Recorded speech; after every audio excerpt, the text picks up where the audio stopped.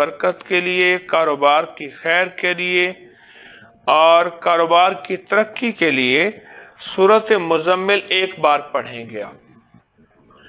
और एक बार सूरत मुज़म्मिल में जब आप थोड़ी सी मेरी बात पे तवज्जो कीजिए।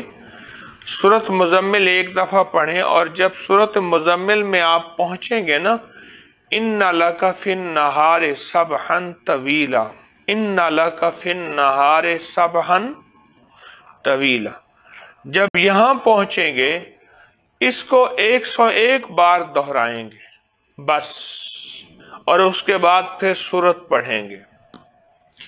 ये सिर्फ एक बार सूरत मुज़म्मिल सुबह शाम पढ़ें और बाकी सारा दिन यही आयत खुली पढ़ते रहें, इन्ना लका फिन नहारे सबहन तवीला। छोटी सी आयत है, अगर आप याद कर लें तो ये आपके लिए भी है और हमारी पूरी दुनिया में सुनने वाले जितने मुखलिसीन हैं अबकरी के, उनके लिए भी ये एक अमल मेरी तरफ से इजाज़त है।